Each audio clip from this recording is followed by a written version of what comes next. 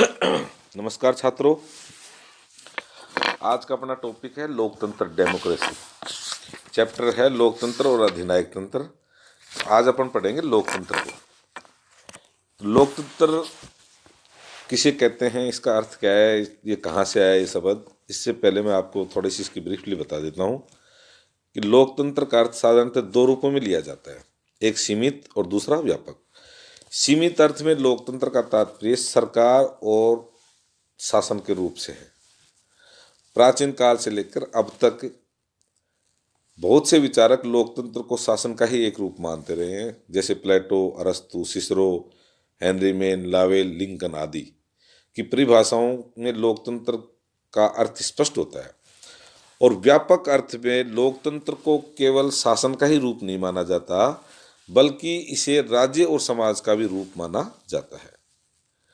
गिडिन्स के अनुसार लोकतंत्र केवल शासन का ही एक रूप नहीं, वरन वह राज्य का भी एक रूप है और समाज की भी एक अवस्था है, अथवा यह तीनों का मिश्रण है। अब लोकतंत्र का वास्तविक रूप इस परिभाषा से अधिक स्पष्ट है।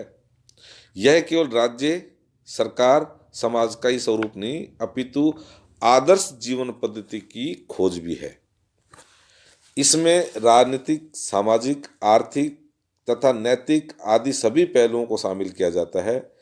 इस प्रकार व्यापक अर्थ में लोकतंत्र शब्द का प्रयोग शासन के प्रकार के रूप में, राज्य के प्रकार के रूप में, समाज व्यवस्था के प्रकार के रूप में, आर्थिक व्यवस्था के प्रकार के रूप में तथा जीवन के प्रति एक विशिष्ट दृष्टिकोण के रूप में किया जाने लगा। लोकतंत्र के वास्तविक अर्थ को समझने के लिए इनके कुछ रूपों को समझना पड़ेगा। अब लोकतंत्र का अर्थ, लोकतंत्र का अंग्रेजी पर्यायवाची डेमोक्रेसी। लोकतंत्र को अपन क्या कहते हैं अंग्रेजी में? डेमोक्रेसी। डेमोक्रेसी ग्रीक भाषा का शब्द है। किसका शब्द है? ग्रीक भाषा। और ग्रीक भाषा के दो शब्दों से डेमोस तथा क्रेटिया से मिलकर बना है, जिसका अर्थ क्रमशः क्या है? जनता तथा शक्ति। अतः शब्द की उत्पत्ति के आधार पर लोकतंत्र का तात्पर्य जनता की शक्ति अथवा शासन से है। शासन के प्रकार के रूप में लोकतंत्र उस शासन प्रणाली को कहते हैं जिसमें जनता प्रत्यक्ष रूप से अथवा अप्रत्यक्ष रूप से अपने प्रतिनिधियों द्वारा शासन करती है, जिसमें सरकार जनता द्वारा चुनी जाती है। यह जनता के हितों की रक्षा करती है तथा जनता के प्रति उत्तरदायी होती है। शासन के प्रकार के रूप में लोकतंत्र की परिभाषा विभिन्न विचारकों ने की है। लॉर्ड ब्राइस के अनुसार लोकतंत्र शासन का वह प्रकार होता है जिसमें राज्य की शासन शक्ति किसी विशेष वर्ग अथवा वर्गों में निहित न होकर संपूर्ण जन समुदाय में निहित होती है। इसी प्रकार शीले के शब्दों में लोकतंत्र वह शासन है जिसमें प्रत्येक व्यक्ति का भाग होता है। डाइसी के अनुसार लोकतंत्र शासन का वह रूप है जिसमें शासक समुदाय संपूर्ण राष्ट्र का अपेक्षाकृत बड़ा भाग होता है। इसी प्रकार अब्राहम लिंकन की लोकतंत्र जनता का, जनता के लिए, जनता द्वारा शासन है। उपयुक्त सभी परिभाषाओं के आधार पर यह कहा जा सकता है कि शासन के प्रकार के रूप में लोकतंत्र एक ऐसी व्यवस्था है जिसमें जनता ही सरकार की स्थापना करती है, सरकार पर नियंत्रण रखती है, सरकार उसके हितों की रक्षा करती है तथा उसकी इच्छा पर्यंत ही वह अपने पद पर आसीन रहती है। तो यह था लोकतंत्र का अर्थ। अब लोकतंत्र दो प्रकार का होता है, इसके भेद हैं। दो, सामान्यतः दो प्रकार से मानते हैं। एक तो प्रत्यक्ष लोकतंत्र है और दूसरा अप्रत्यक्ष या इसको प्रतिनिधात्मक लोकतंत्र भी कह सकते हैं। प्रत्यक्ष लोकतंत्र वो शासन व्यवस्था है जिसमें प्रभुसत्तावान जनता प्रत्यक्ष रूप से शासन के कार्यों में भाग लेती है। प्रत्यक्ष लोकतंत्र किसको कहते हैं? जिसमें जनता प्रत्यक्ष रूप से शासन के कार्यों में भाग लेती है।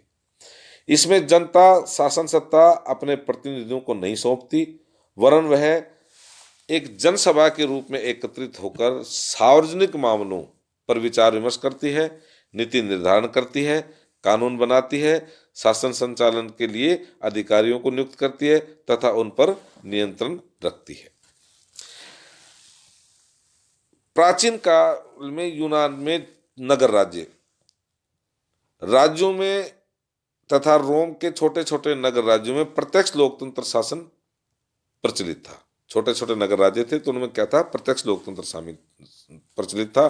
वर्तमान समय में स्विट्जरलैंड के 5 कैंटनों अर्थात राज्यों, आउटर अपन जेल, इनर अपन जेल, उरी, अंटक्वार्टर और ग्लारस में प्रत्यक्ष लोकतंत्रीय शासन पद्धति अभी भी प्रचलित है।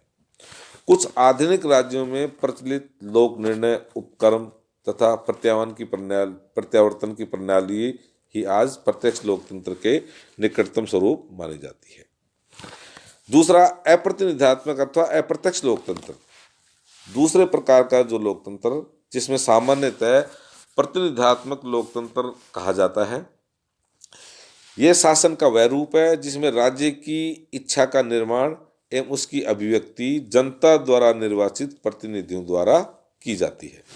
ऐसा इसलिए किया जाता है कि आधुनिक विशाल राज्यों में सभी नागरिकों का एक स्थान पर एकत्रित होना, सभी के द्वारा कानूनों का निर्माण करना और नीतियों का निर्धारण करना संभव नहीं है। अतः इस शासन प्रणाली में जनता एक निश्चित समय के लिए, जनता क्या करती है, एक निश्चित समय के लिए अपने प्रतिनिधियों का निर्वाचन करती है। जैसा कि मिल ने कहा है कि अप्रत्यक्ष तथा प्रतिनिधात्मक लोकतंत्र वह होता है जिसमें संपूर्ण जनता अथवा उसका बहुसंख्यक भाग शासन की शक्ति का प्रयोग अपने द्वारा समय समय पर चुने प्रतिनिधियों द्वारा करवाती है। तो आजकल संसार में प्राय सभी राज्यों में अप्रत्यक्ष या प्रतिनिधात्मक लोकतंत्र ही प्रचलित है। अब इसके लक्षण क्या है लोकतंत्र के? लोकतंत्र एक शासन व्यवस्था के रूप में हम ये भली भांति जानते हैं, समझ सकते हैं कि जब तक कि उसके प्रमुख लक्षणों का परीक्षण नहीं कर लिया जाए, लोकतंत्र शासन व्यवस्था के प्रमुख लक्षण कौन कौन से हैं, तब तक अपन लोकतंत्र को ठीक से समझ नहीं पाएंगे। तो पहला है मानव व्यक्तित्व की गरिमा। लोकतंत्र का आधारभूत तत्व है व्यक्ति के व्यक्तित्व की गरिमा तथा उसके व्यक्तित्व को पूर्ण मान्यता। लोकतंत्रात्मक व्यवस्था में मनुष्य स्वयं साध्य माना जाता है, साधन नहीं माना जाता। इस पे कांट ने ये लिखा है कि प्रत्येक मनुष्य स्वयं में एक साध्य है और उसे कभी किसी अन्य के लिए एक साधन नहीं समझा जाना चाहिए। अतः प्रत्येक व्यक्ति के व्यक्तित्व की गरिमा होती है तथा उसके सुख का महत्व उतना ही होता है जितना कि अन्य किसी के सुख का महत्व होता है। किसी को भी अन्य किसी सुख का साधन मात्र नहीं समझा जा सकता।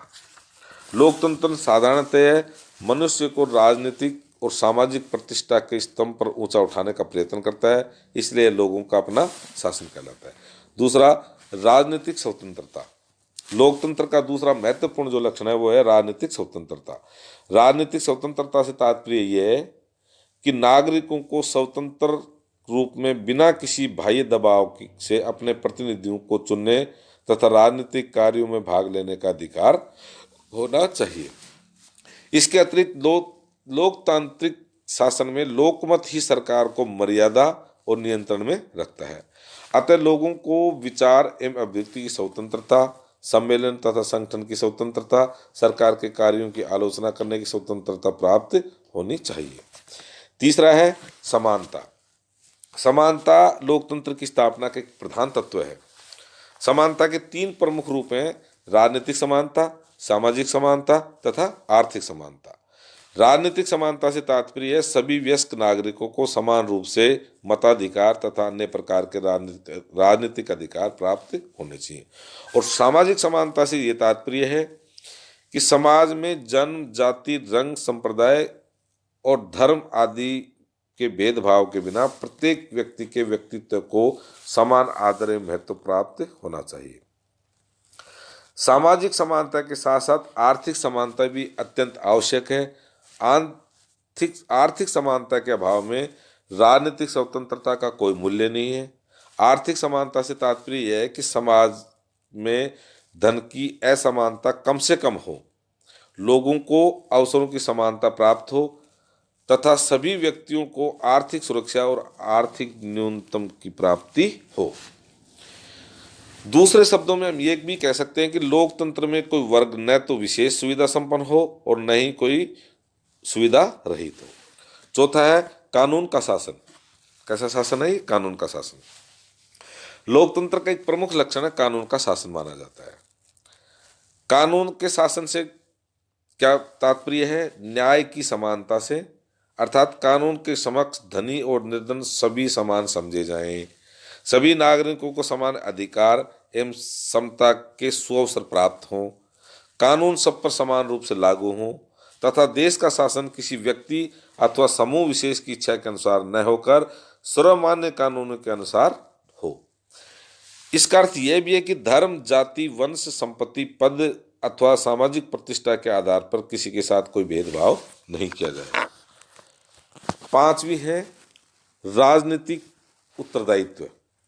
लोकतंत्र का अर्थ विचार विमर्श द्वारा शासन है तथा व्यवहार में इस शासन व्यवस्था के अंतर्गत बहुमत द्वारा शासन किया जाता है, परंतु बहुमत का कर्तव्य ये नहीं है कि वह अल्पगत वर्ग का दमन करे अथवा अपनी संख्या के बल पर उन पर अपना निर्णय थोपे।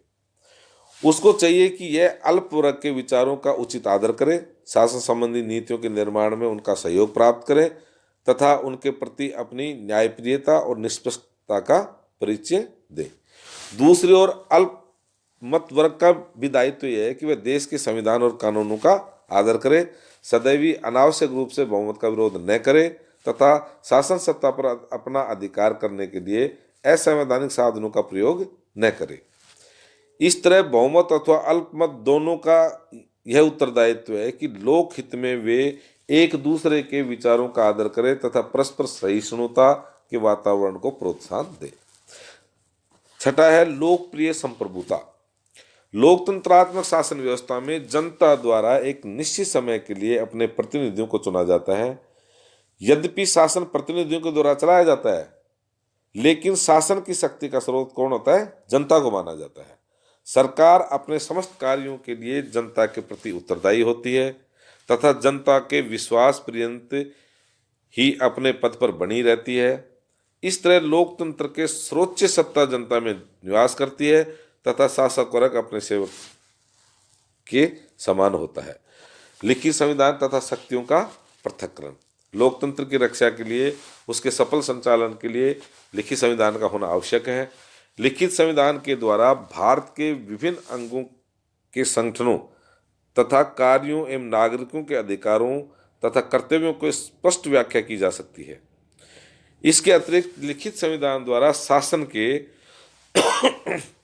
अंगों पर नियंत्रण, जनता की स्वतंत्रता तथा अधिकारों की रक्षा होती है। मॉन्टेस्क्यू जैसे विचारकों ने व्यक्ति की स्वतंत्रता और अधिकारों की रक्षा के लिए एक शक्ति पृथक्करण के सिद्धांत की आवश्यक बताया।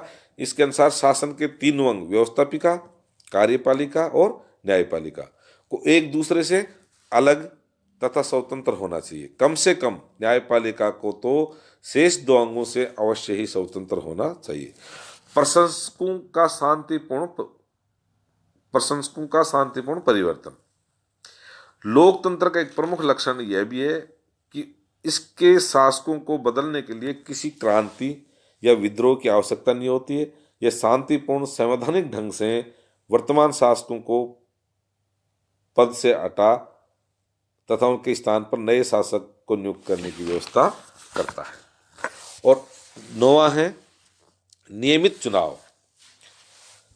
लोकतांत्रिक शासन व्यवस्था में यह आवश्यक है कि जनप्रतिनिधियों को उत्तरदायी बनाने तथा उन पर नियंत्रण बनाए रखने के लिए निर्धारित समय पर चुनाव की व्यवस्था हो। साथ ही चुनाव निष्पक्ष और स्वतंत्र होने चाहिए तथा जनता निडर एवं भय रहित होनी चाहिए। यदि शासक वर्ग द्वारा नियमित चुनावों को टाला जाता है या सत्ता में बने रहने के लिए अपने कार्यकाल में वृद्धि करते हैं तो वह लोकतंत्र के हित में नहीं है। तो ये थी लोकतंत्र की विशेषताएं, उसका अर्थ और परिभाषा।